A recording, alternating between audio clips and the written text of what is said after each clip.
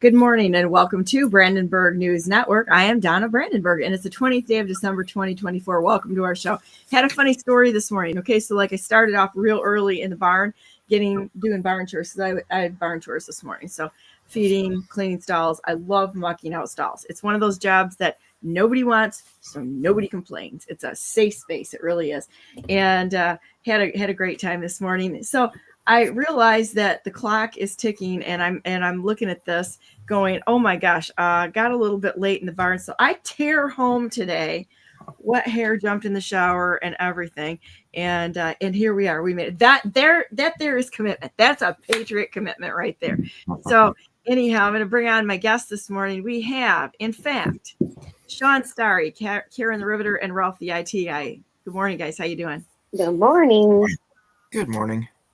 I can't even believe it. I even got my TikTok video done before I jumped on here. That was like, this got to be a record. I walked in the door at about 20 to 9, still didn't have any makeup on, and needed to get my barn clothes off and such. And it was like, man, I was like the Flash getting ready here. That's pretty darn good. I'm glad you put other clothes on. Yeah, nobody wants to see that. Just trust me. I'm 61 years old. I did not get my coffee, however, so I am going to take a break for coffee in just a minute because we know what happens if we don't have coffee in the morning, right? Some people get hangry. I get like savage. I need my coffee. So anyhow, what are we going to talk about today, boys and girls? The off the grid. By the way, I bought all of Shawn's books that he recommended, so I'm sitting here waiting for them all to come in. I'm sure that a lot of them will be in today or tomorrow. So Merry Christmas to me. Yeah, more books. There's a hard decision. Everyone should have as many books as possible. Yeah. So we can go in a lot of different directions. Do you want to continue on? I think I'd like to continue on the discussion on drones as well as radiation. We actually have a Geiger counter. So we decided to do some experimentation outside to see what it was reading here. And I'm not an expert on any of this at all. I'm not going to pretend to be. So I'm listening for information and would love any clarification that anybody would like to give on this subject for drones and such. But Shawn, I just thought it was an extraordinary show yesterday. You've had so much information in there, not only on the drones, but also about being prepared, having a bug out bag, and all those things that are off the grid survival, which I absolutely love this kind of stuff. I did foraging for food for years. And, you know, I like I said, I home birthed and homeschooled, and I'm kind of a do-it-yourselfer kind of person. If I can MacGyver my way through anything, I will try. Yeah, one of the important factors about survival skills or developing survival skills is that you never stop. You never stop learning. You never stop growing. You know, any information is useful information. So, you know, there's going to be, you know, a lot of information that's going to come out, I'm sure, down the road here as far as the situations with the drones. But I think in the general sense that most people have is they kind of know what's going on because we know that there's been radiation spikes all over the country. And people are, you know, genuinely concerned about what's going on. Whether the government wants to open up their doors and say, hey, you know, we've got 60 missing nuclear warheads or you know, something else, you know, they're not going to be very quick about it to tell the American people about it. The reason being is because they don't want to look incompetent. This is my belief that Joe Biden is going to want to go out his last days looking and singing, you know, pretty.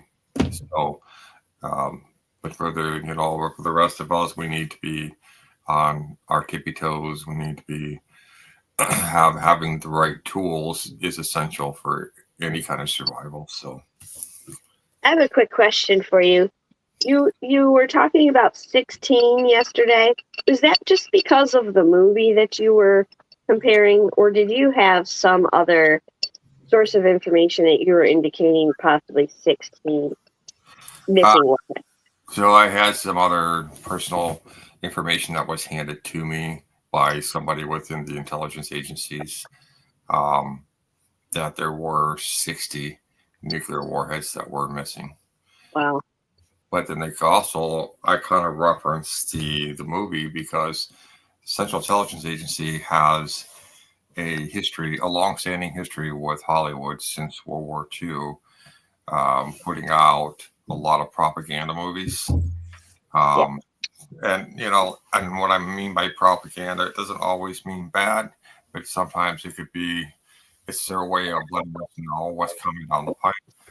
Sometimes it could be to deter another nation from getting into a nuclear war, like they did with the nuclear movie back in 1980. I can't remember off the top of my head the name of the movie, but it shows Kansas City getting hit and then the aftermath of that. So, but that particular movie was a pretty powerful, I guess, because Gorbachev decided that he wanted to have world peace with Ronald Reagan. So Gorbachev and Reagan sat down and said, okay, we need to cut back on how many nuclear missiles that we have, and we need to show the rest of the world that we're not going to continue this Cold War between one nation and another. So, can you state the movie that you were talking about just a minute here? I was a little distracted.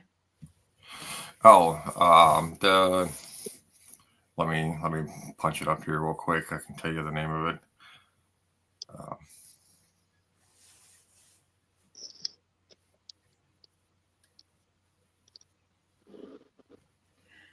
So we have a whole bunch of links in the chat here. Which one does anybody want me to put up first? Start out with a ready government radiation. Let's do that one. Yeah, that one was one that I found real interesting because it says that it was last updated in June. And I just found that kind of odd that they would update that, considering we've known about a lot of this stuff for decades at this point. So why the recent update? Oh, so they've got a FEMA app on there and everything. Wow. Interesting. That is whenever the government changes things, it's a good reason to look into why. Yeah, That's a great question. Well, one of the reasons why government tends to update things is could very well be the next generation has a different. They favor a different visual syntax compared to the older generations. It could be like the education system is poorer than the previous generation. Another reason is because they're withholding vital information as far as safety on how to go about things, or it could be just a general outline. If you go back from 1960 from the Cold War era when they were putting out information, a lot of the information they were putting out were based on what scientists knew at the time. And then when you kind of go down the line, the one before this, the information was more comprehensive, but it wasn't put in the same style format as this one was.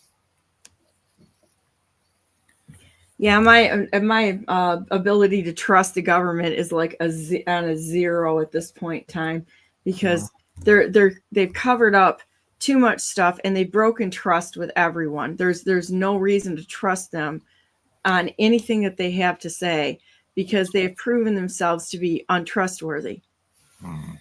And that does have some basic information about nuclear fallout response stuff, like don't use conditioner when you wash your hair. Just use shampoo and soap, that kind of thing.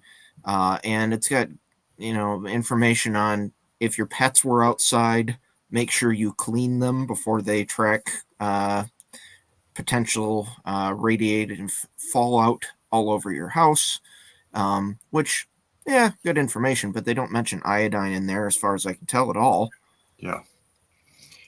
Yeah, typically in the military, when they do what they call the clean units, when you're going through a clean unit, they say the best form of clean unit material that you can find is iodine. Liquid iodine is your best bet. And when you're washing your hair or when you're washing your skin, iodine is the best. Liquid iodine, anyway, is the best type of solution to use, other than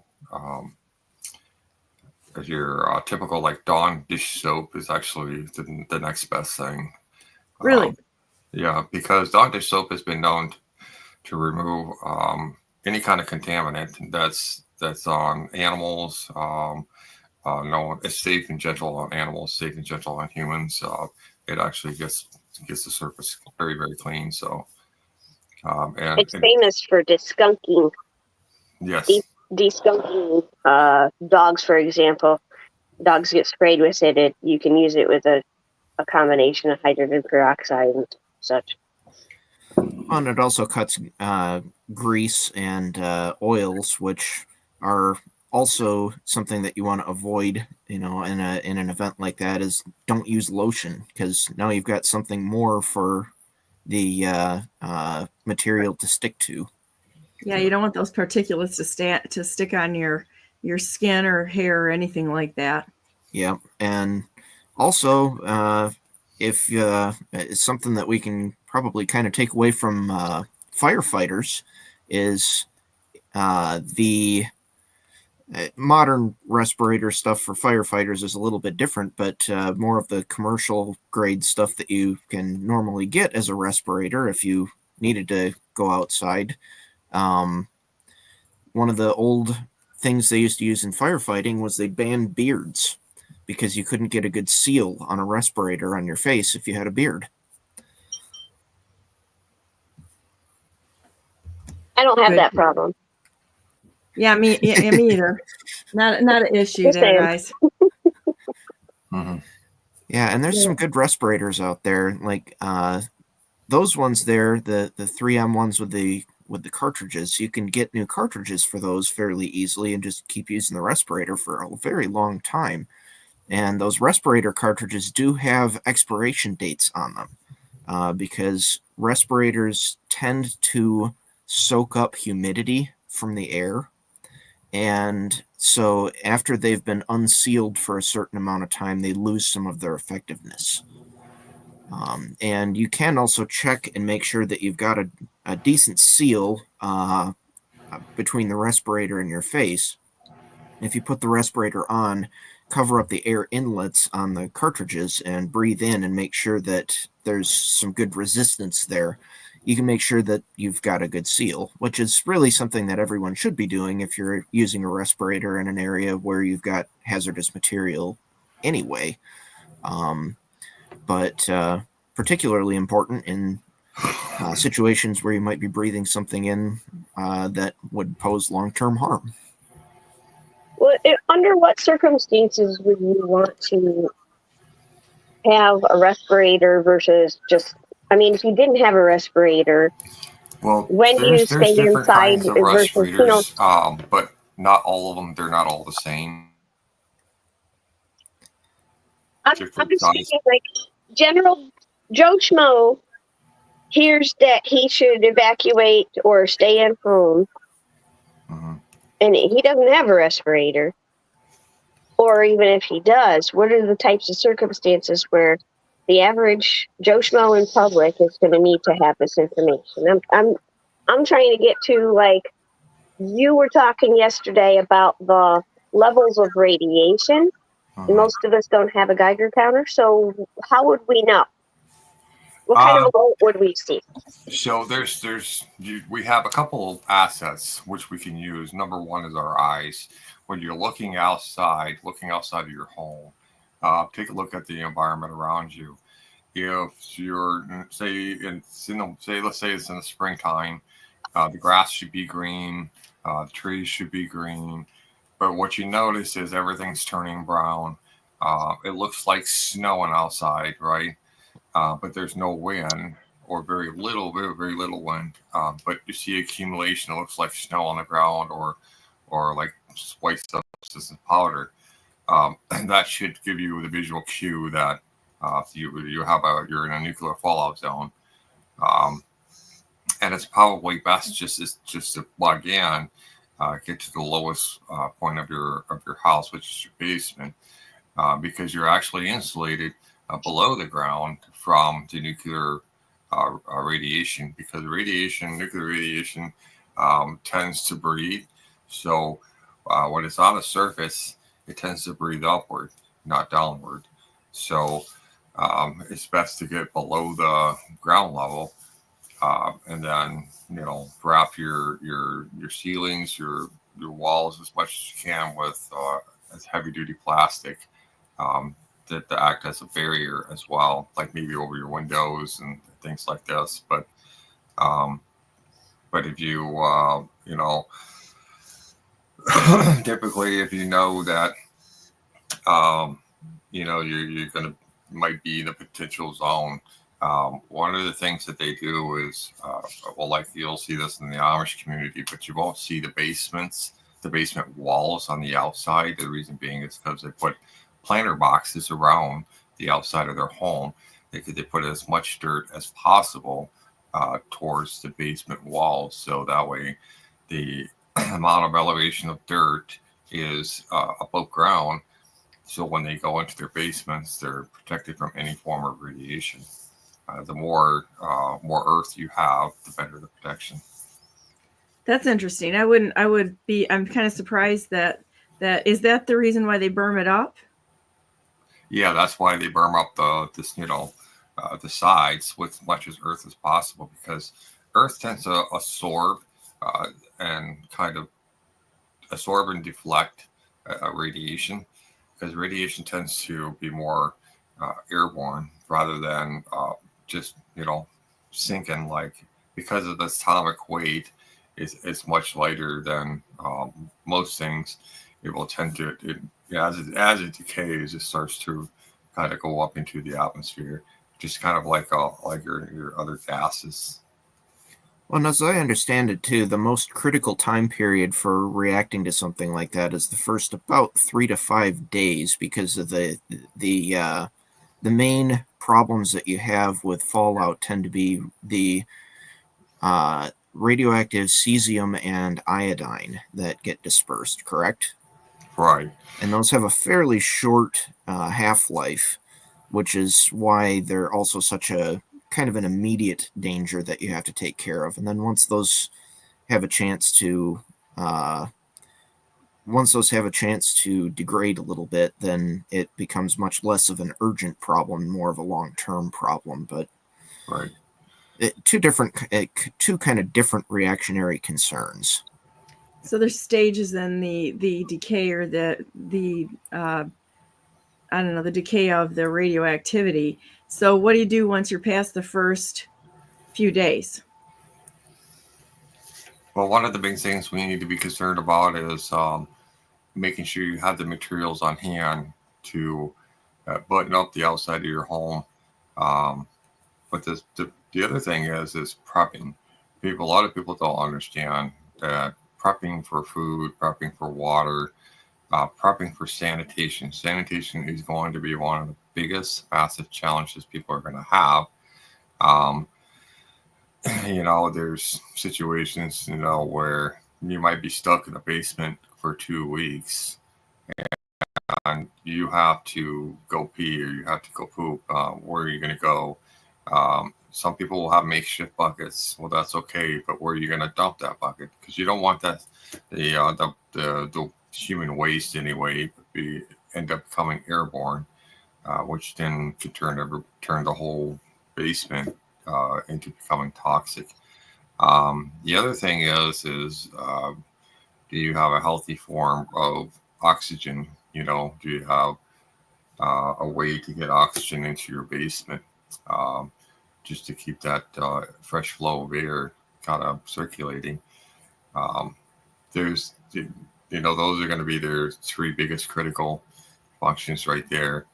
Other than that, it's just the boredom, if you've got little kids, how are you going to keep your kids, from kind of freaking out and, kicking off and running upstairs and running out into the stuff, there's a mental toughness to it, but when folks go through something like this, they have to work together as a team. They have to trust in one another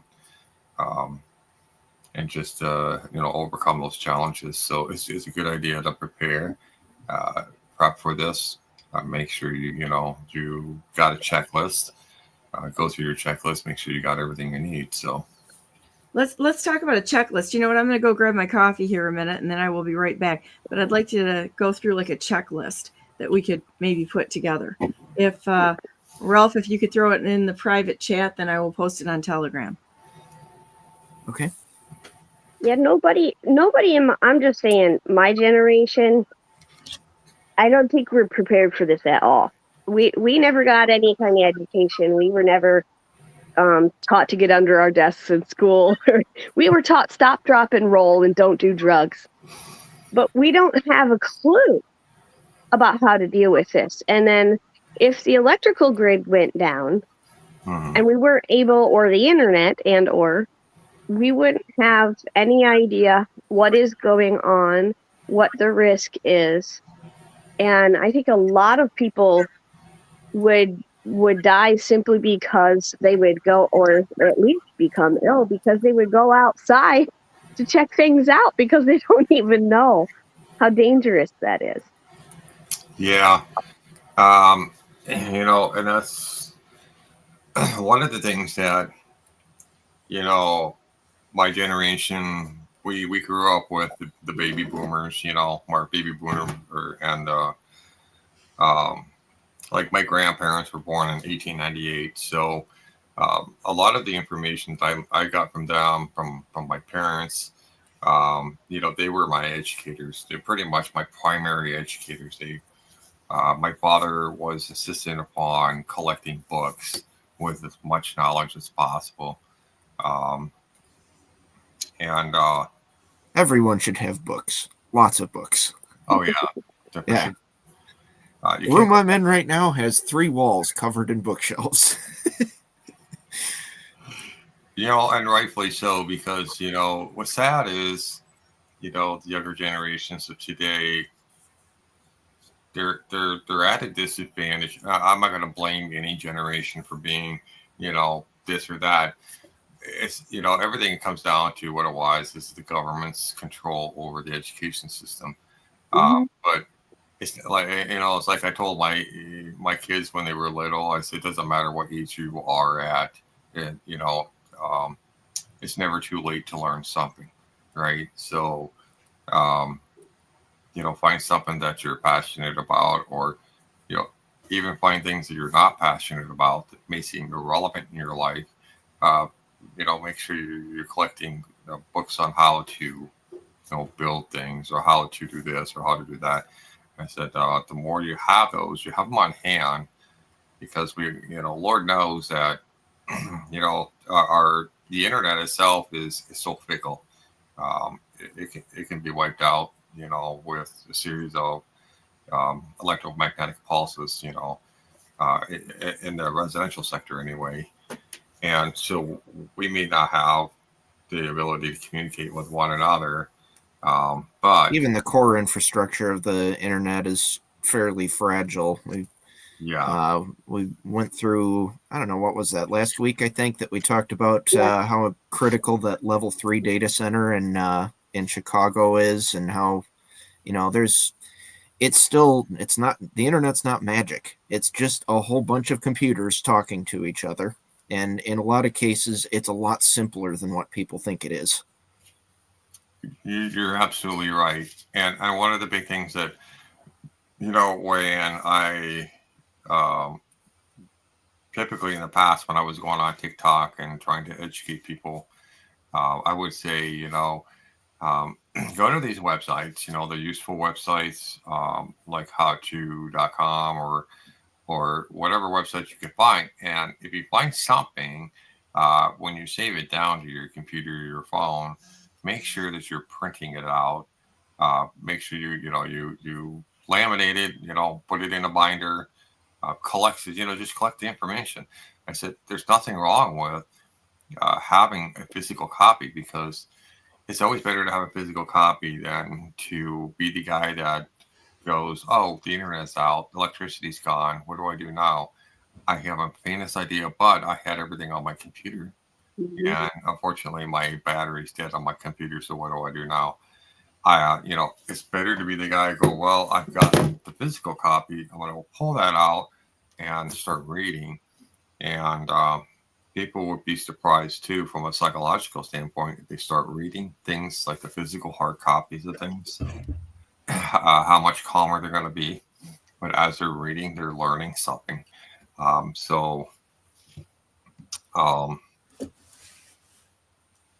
the internet is great, and there's tons of information on there, we can always print that stuff out and have the physical copies, or I should call it hard copies of things.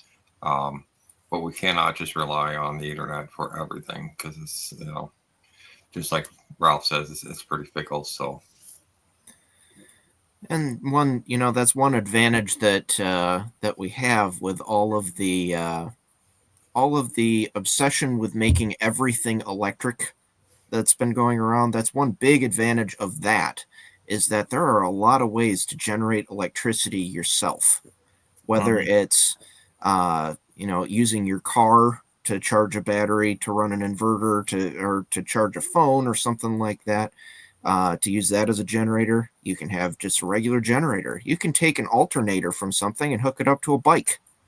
You can use solar, you can use wind. If you've got a stream running near you, you can use water. That's one of the big advantages of the electric stuff. Now, there's a lot of disadvantages in the way that a lot of modern electric stuff is constructed, but on the other hand, there are some major advantages to it as well for off-the-grid use. Yeah, disadvantages like the chips that they contain and such, which can be easily compromised.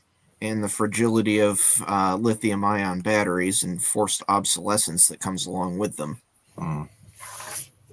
Yeah, my wife and I, we went through a major flood some years back, and all of our utilities were turned off completely. Not only just turned off, but they were actually cut from that neighborhood there. So my wife and I, we spent the first 2 years with absolutely no electricity whatsoever. We didn't have any heat in our home during the wintertime.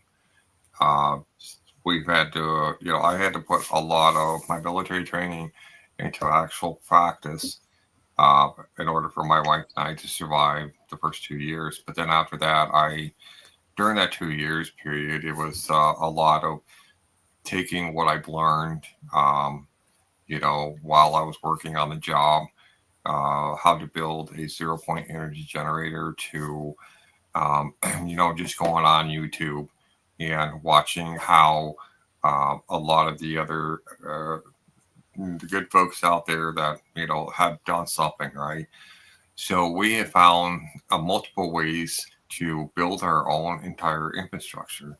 And one of them is we took a septic tank and we buried the septic tank in the backyard. And what we did was we put a gas nozzle, welded a gas nozzle on the top of it. And so we fed a line from the gas nozzle into the house, into a 50-gallon barrel that was halfway filled up with water and detergent. And then on the top side, on the other side, we have another gas nozzle. And that actually goes to, I call it dry filter. It's a water filter that you can mount on your wall, but that's like a dry filter. And that goes through that, and then it comes out and it goes into our gas line. Now, as far as our, furnace and our stove, I would switch out to natural gas fitting with propane fitting. So you can run your entire house off of methane gas with just having a propane fitting, because they're the same gas classification. And you can heat up your home, you can cook your food just off the methane from your septic tank. So, Great idea. Do you have plans for that? A lot of that stuff is in my book, which is called The Survivor's Bible. Oh, which I bought. So there's a lot of other things in there too. You know, pretty much almost everything that's sort of mechanical features that's in the book is the very things that my wife and we invested our own money, our own time, putting this into our property. Now it's been a couple of years since we sold the property to the city. Now where we live, we have the normal stuff like everybody else does, but to get through that survival training, I will tell you, the first couple of weeks is going to be a shock. People are going to go through a shock. Why? Because we're not conditioned to live without electricity. We're not conditioned to live without internet or maybe even communication. We're not conditioned to live without the certain amenities that we're so used to. And that is why a lot of the the intelligence sector goes on to say, well, they have this firm belief that 80% of the population would wipe itself out because if there's no electricity. And the reason being is because people are not used to not having electricity, and somehow or some way it just sort of people react to it very differently than each other. But you think about like some things like your food storage. We're used to having refrigerators. They're powered by electricity. What's going to happen if there is no electricity?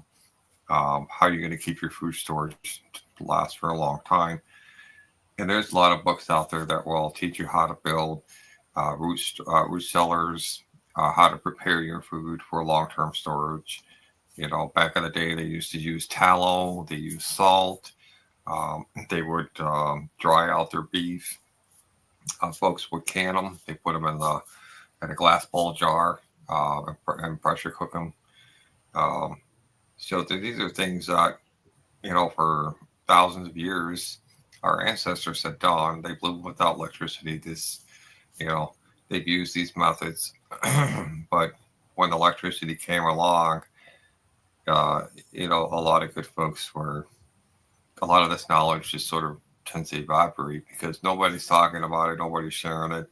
But the good thing is that there are still people like myself and others who have continued on trying to find a way to get this information out and to continue to share this. So this is kind of my legacy and my hope is that a lot of people will have at least have a hard copy in their hand. So if things do go south, at least they'll have some type of a guide in their hand to be able to, okay, well, this is some things that we can do. Same thing like with transportation. In the book, there's different ways that we could be using transportation. If we're not able to use automobiles because we can't get gasoline, well, there's a lot of creative ideas in there. So I like the original off-road vehicle, the horse, quite honestly. I'm still a fan of steam power.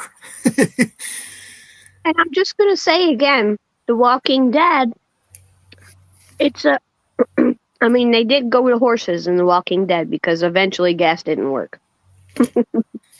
And in that fiction, I'm pretty sure that the gas lasted them a lot longer than it realistically would. There's another fiction that's more recent called Earth Ending. And that one, it's a massive pandemic that knocks out almost everybody. Gets bitten by a snake just before it happens, so he's kind of out in his cabin alone for a few weeks, trying to survive his snake bite. And when he comes out of it, he finds out that almost everybody is dead, and everybody else is suicidal. There's only 2 other people he meets at first, and the first thing he did was go to the library because he had to learn how to survive. Yeah, a good idea. And there's another technology too that you can build yourself at home. It's real simple, and that's a wood gasifier. Yeah. And you can run all kinds of different internal combustion engines off of that, such as a generator if you need power, and make power out of wood. And they're real easy to construct. It's a kind of a it used to be a fairly common technology, and we've kind of lost that. You used to be able to buy wood gasifiers to be able to fit to especially Model A's, Ford Model A, and you could also fit them to a Ford Model T and run your car on wood. Well, that's the thing too. If you're in a potential nuclear fallout zone, um, you know, you can't. Well, one of the big things is you can't go outside and start grabbing things. But they will tell you is never burn wood that has any type of radiation fallout contaminant on it. But in a normal setting, if you live in an area where there's a lot of wood, there's a lot of underbrushes, it's not a bad idea. Like my family and I, we have a wooden fireplace, metal box basically.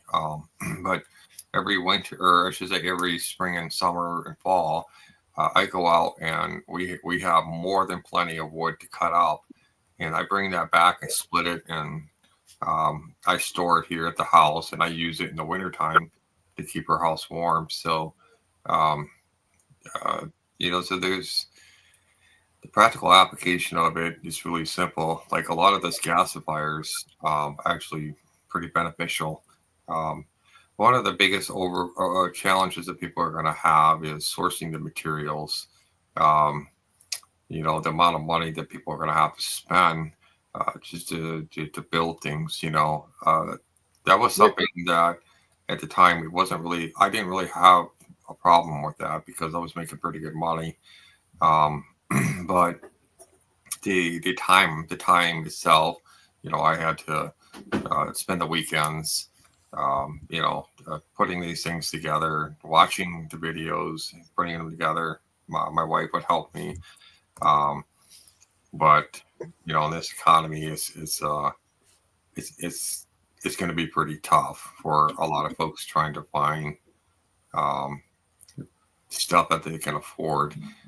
So, that's one of the things that we did was try to focus on stuff that we can afford or things that we can barter, things that we can trade. So we utilize Facebook Marketplace a lot with, trading services or trading materials, or we make a lot of jelly jams, homemade jelly jams.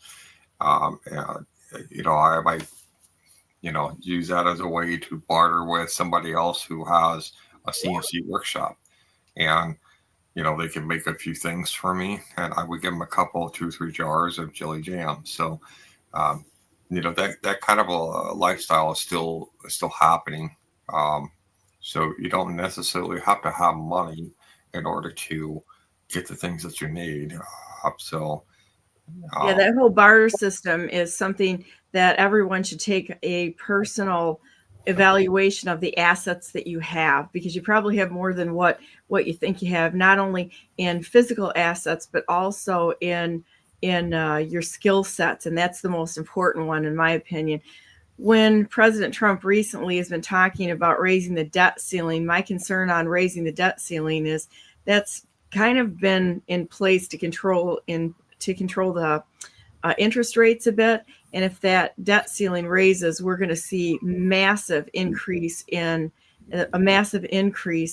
interest rates, which there's going to be a lot of implications for that. Now, it probably is something that needs to happen, but when we see a financial collapse, which it looks to me like it's coming, you're going to have to think about things and your personal economy differently than what you've thought about it in the past.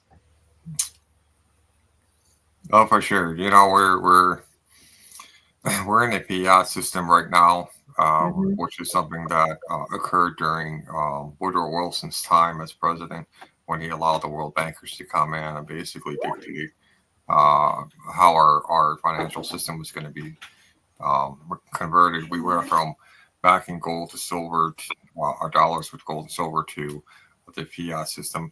But it wasn't until the 1960s that it became more prominent. And one of the challenges is going to be is right now, I think they're trying to navigate through is how do we, get into a new financial system where we're not going to have the vulnerabilities of like crypto. I mean, even though they have end-to-end users, but right now the government is in the position where they're going to be controlling crypto, or regulating crypto anyway. How do we go from this to this? But when we do get into the other one, how do we get it to the point that we're not vulnerable, or other nations or black hats or hackers aren't going to manipulate the system, And so I think that's part of maybe this, transition. That's probably one of the reasons why he's talking about, the interest rates being as continuing on until they get something, secure and permanent set up. So. Well, I think too, this is all good stuff to talk about, and it's really important to talk about it before anything like this happens, because as we've mentioned before, you should never do preparation work out of fear. This is not anything to be afraid of.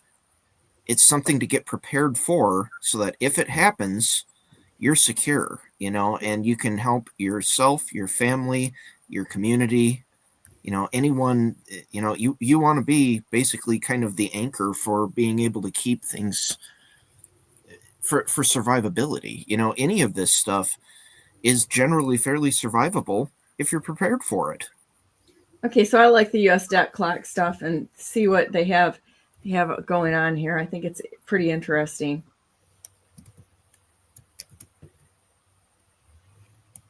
So Fed dollar, the fiat dollar is falling.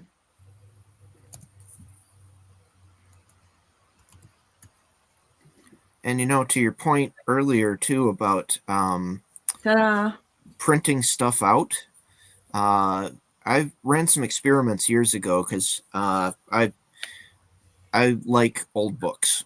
I like books, but I like old books too. And so what I used to do, and this was before e-readers were much of a thing, is I used to take books and shrink them down and print them out in really small type, so that I could carry full books around on in one sheet of paper or maybe 2 sheets of paper. And the experiments that I ran on that were that I could shrink down text to about 1.8 point type reliably, and print them out on an inkjet printer. And even with people who had relatively poor eyesight, they could still read that. If you do it correctly, you have to use a very clear printable font, and you have to print it out in not just black, but print it out in a dark blue, which forces the inkjet to go into color mode. And because the color jets are offset slightly, microscopically slightly, but slightly from the black jets, if you can toggle it into color mode, you can get a lot more detail out of it. It lets you shrink it down much smaller and still have it be readable. And that's a great way to go to do that. One of the things I've done is everything that I kind of print out, I've laminated, so that way it survives the wear and tear over time, and you don't have to worry about it being contaminated or having to throw it away, or that it's going to survive the water, it's going to survive the beating. That's also an advantage of laser printers too. Laser printers are actually the printouts that come out of a laser printer are somewhat inherently waterproof because it's not an ink, it's actually a plastic powder that's baked into the paper fibers. And so we actually use laser printers a lot in environments where either the printer is going to be exposed to cold, like if it's somewhere where it's going to be stored over winter in an unheated area, that'll ruin an inkjet printer. But a laser printer will generally continue to work. But we also use them in situations where the prints are going to potentially be subjected to a lot of moisture. For that reason, is because they'll, even if you don't laminate them, they stand up to water quite well. Mm-hmm. Okay, I'm going to put Shawn's books up here. Hang on a minute. Last one didn't come through. I don't know why. The last one is called wikihow.com. What's that? Oh, okay. Go there. Oh, and that one has a downloadable Keywix version. If anyone wants to have an offline copy of WikiHow, if you download the program Keywix, that is one of the things they have in their downloadable library, where you can have an entirely offline copy of that site. Yeah. Okay, there's Shawn's book, The Survivor's Bible. And next one is WikiHow. Ta-da!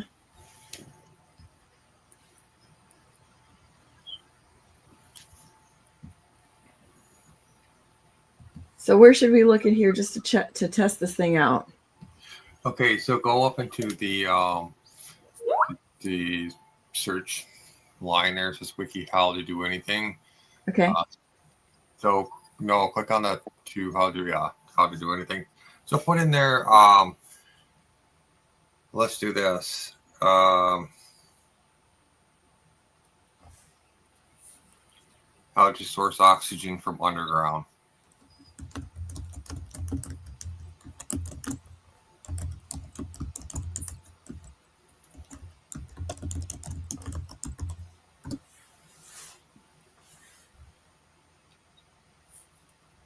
Oh, wow. We've got oxygen concentrators. Check this out.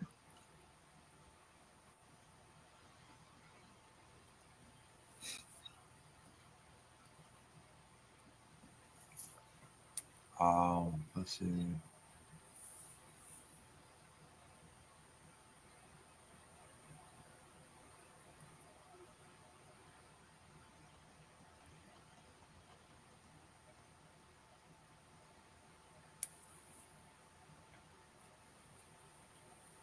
Okay, this is really... Oh, I would help if I spelled it right, wouldn't it?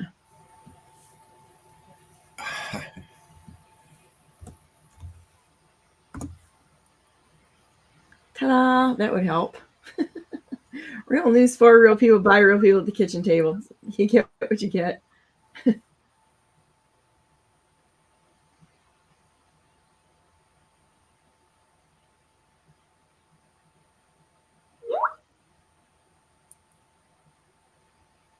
How to make oxygen and hydrogen from water using electrolysis. That's interesting. Using the graphite from pencils. Interesting way to do that.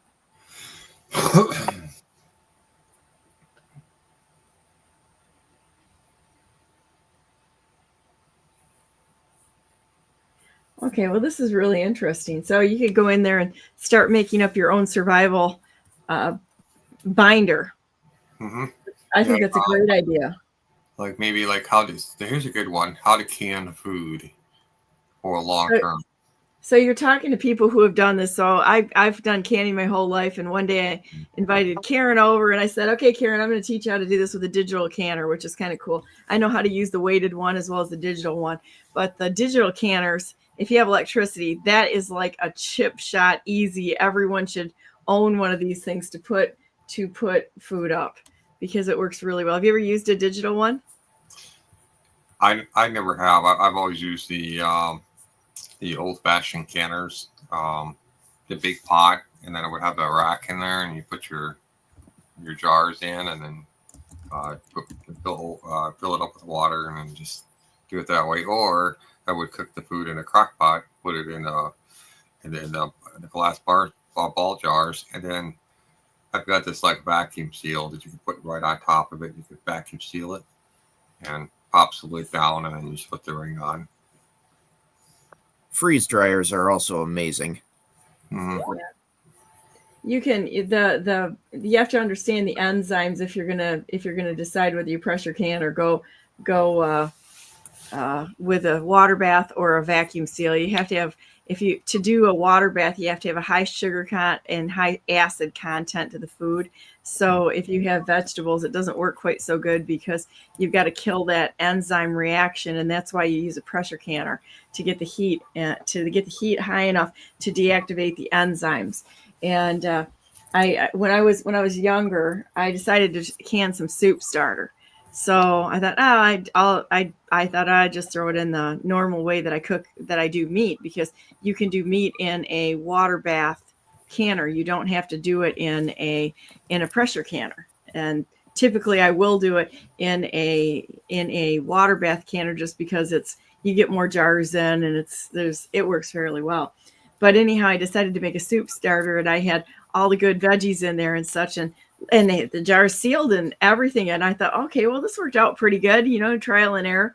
About 3 to 6 months later, I started noticing a really garlicky, because I cook with a lot of garlic smell coming from somewhere. And sure enough, it wasn't enough to kill the enzymes, and it all had to be thrown out. But that's one of those things that you trial and error, you do things for trial and error, and you get it figured out at some point in time. And then you understand why things have to be done the way that it is. So your fruits and jams and jellies can be water bath canned.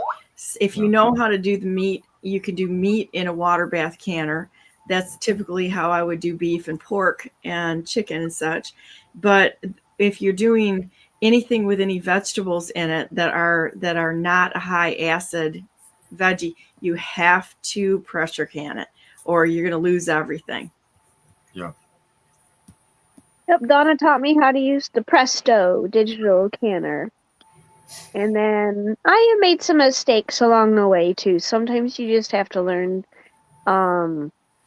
I had to call the company one time because there was a message on the thing that I didn't understand, and there was a minor error that I had made, and everything turned out to be fine. But I get a little, I don't want to say scared. I just didn't know what was happening, but I figured it out. And so it's a journey, but we have we raise our own chicken. And so this year I canned a lot of chicken.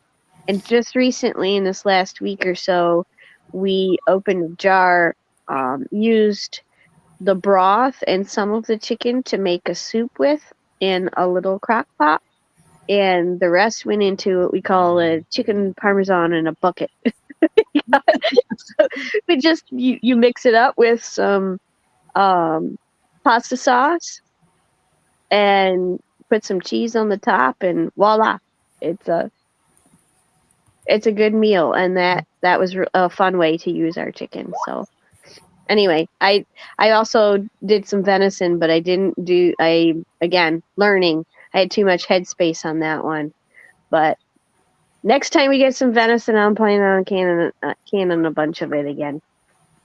Oh, it's pretty easy to do that too. It's not something to be afraid of. And if you got to phone a friend that you can call, that's been doing it for a long time, they can really help you. The one thing about with canning on the stove with a weighted canner, you have to watch that. You can't just walk away from it.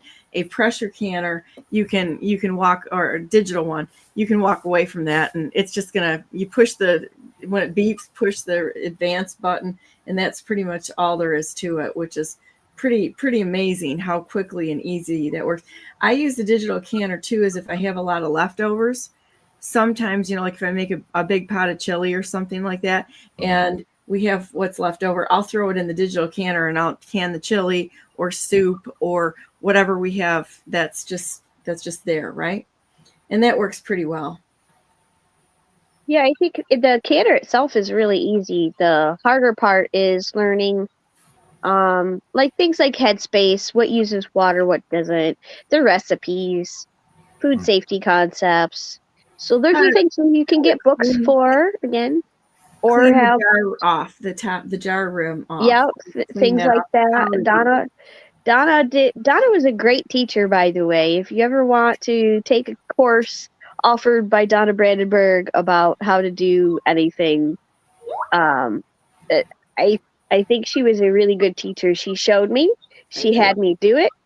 Every step of the way was consistent. And when I came home and had the opportunity to do it myself, I remembered everything pretty well because of how she taught me. So thank you, Well, Donna. thank you. I think the thing of it is that you have to realize or understand why you're doing it, not just do it this way, Yeah. but you have to understand why are you doing it the way, what are you accomplishing? What's behind the method? I think that's a pretty important thing to understand. Really, I think that gets missed a lot in a lot of teaching processes is the why. They tell you what to do, but they don't tell you why to do it. Yep. Yeah. I'll be right back, guys. Okay. And I don't have a whole lot of experience with canning, but I do have some experience at this point with freeze drying, and that's a lot of fun to do, and that works great for very, very long-term preservation of things, but it also works great for making just like ingredients that you can use on a daily basis, because you can freeze dry up a large batch of like vegetables when they're in season and pull little bits of them out throughout the year, or just as you need them.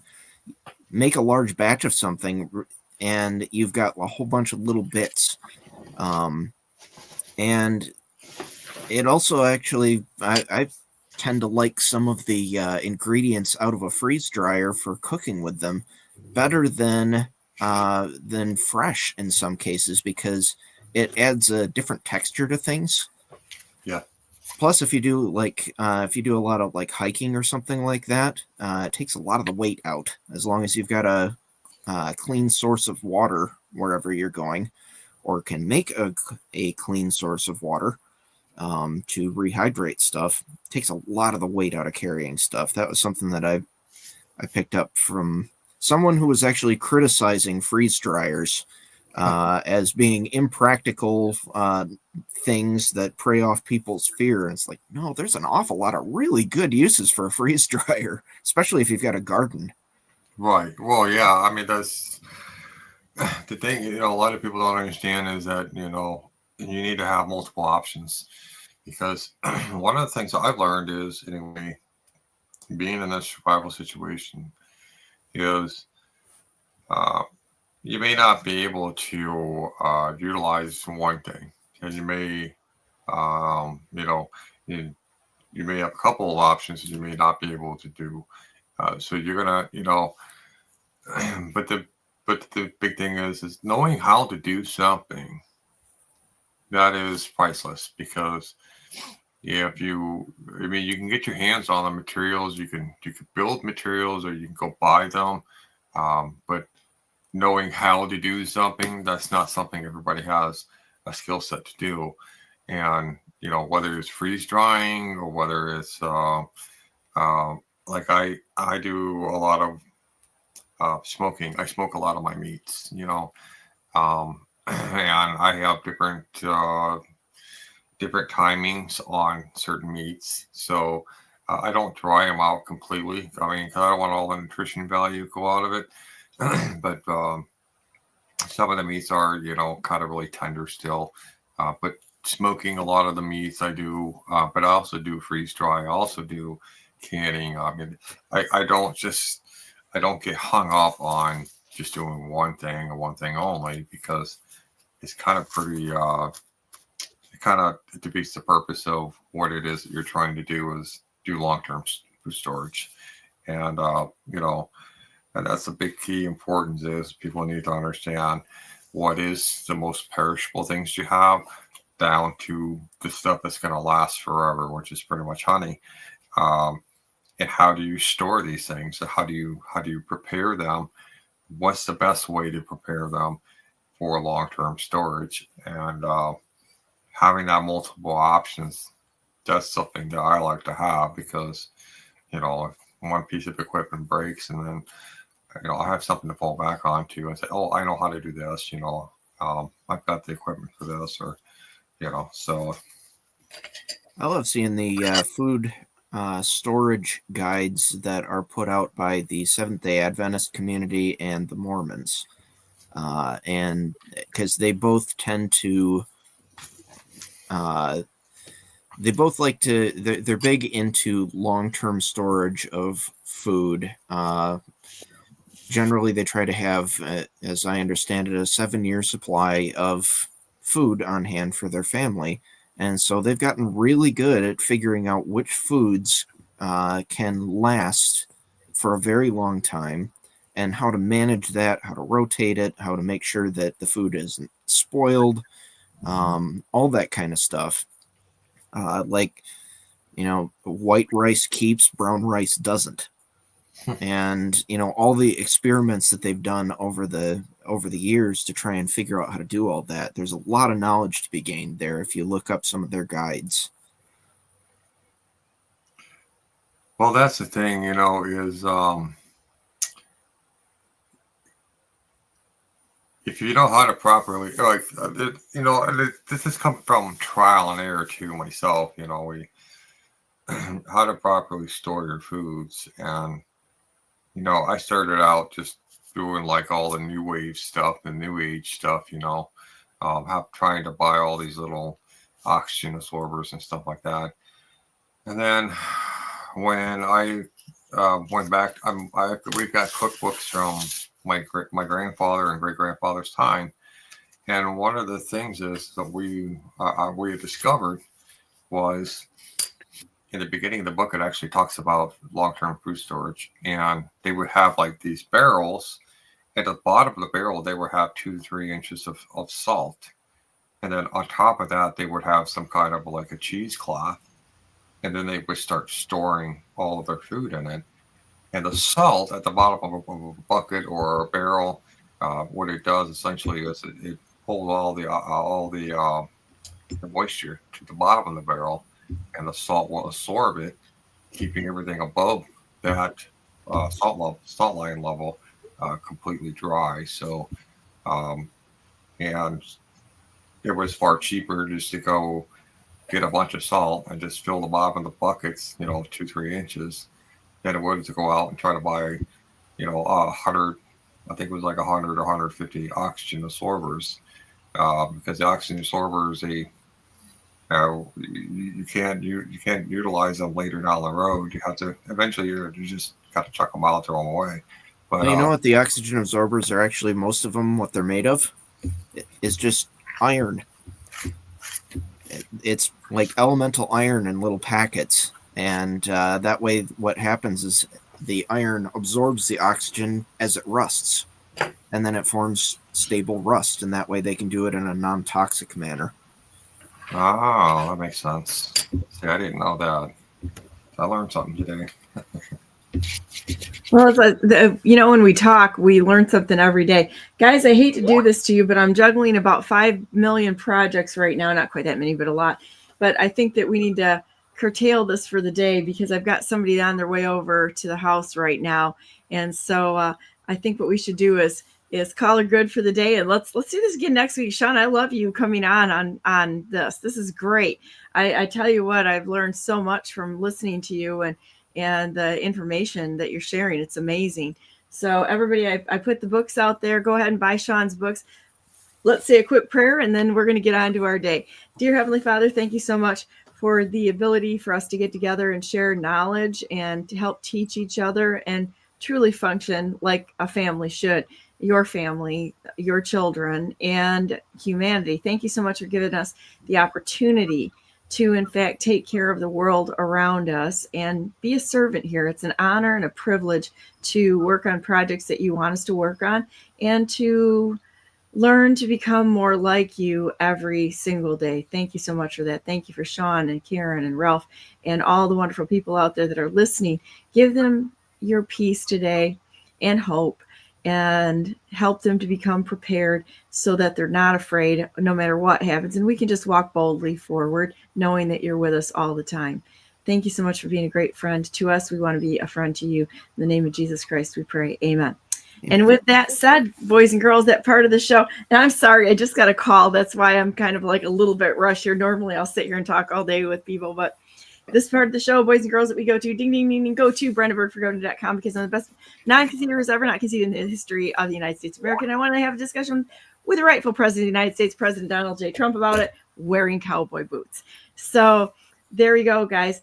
We will be back. I'm planning on being on Monday for just a little while. I think next week we're going to shorten the days just a little bit for Christmas, because all of us want to be with our families also, and we'll be back afterwards. I did schedule Ryan Matta.